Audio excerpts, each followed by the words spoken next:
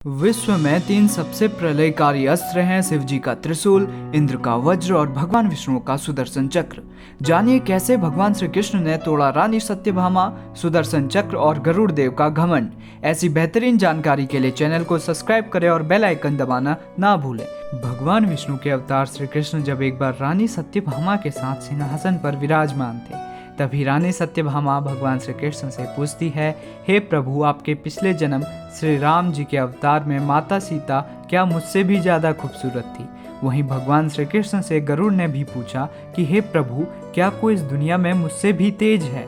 और सुदर्शन चक्र से भी नहीं रहा गया और वह भी बोल उठा, भगवान, मैंने आपको बड़े बड़े युद्धों में विजय दिलाई है, तो क्या इस दुनिया में कोई मुझसे भी ज़्यादा शक्तिशाली है?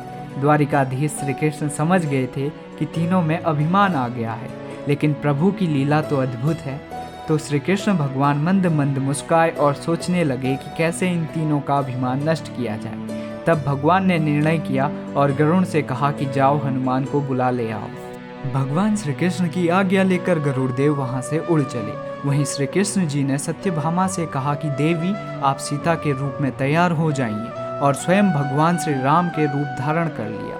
भगवान श्री कृष्ण ने सुदर्शन चक्र को आज्ञा देते हुए कहा कि तुम महल के प्रवेश द्वार पर पहरा दो और ध्यान रहे कि कोई मेरी आज्ञा के बिना महल में प्रवेश ना कर सके। भगवान की आज्ञा पाकर सुदर्शन चक्र महल के द्वार पर पहरा देने लगे। वहीं गरुड़ देव हनुमान जी के पास पहुंचे और उनसे कहा, हे वानर श्रेष्ठ, भगवान राम आपसे मिलने के लिए द्वारिका में पधारे हैं।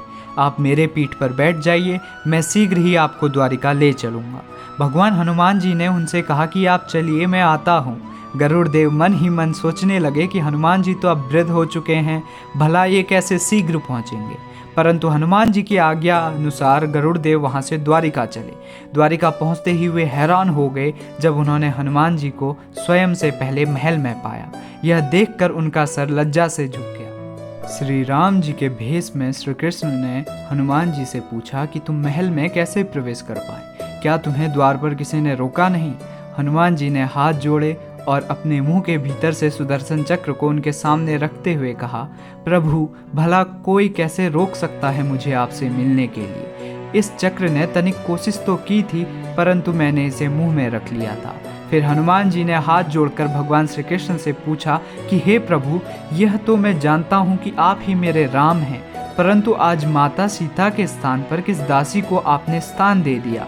और यह सुनते ही रानी सत्यभामा का अहंकार चूर चूर हो गया।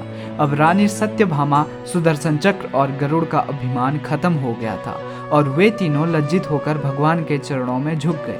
प्रभु की लीला अद्भुत है, हमें कभी भी जीवन में घमंड नहीं करना चाहिए। यदि आप भी हनुमान भक्त हैं तो कमेंट में ज़रूर लिखिएगा जय हनुमान। और अगर आपको वीडियो पसंद आई हो तो इस वीडियो को लाइक करें और चैनल को सब्सक्राइब करें।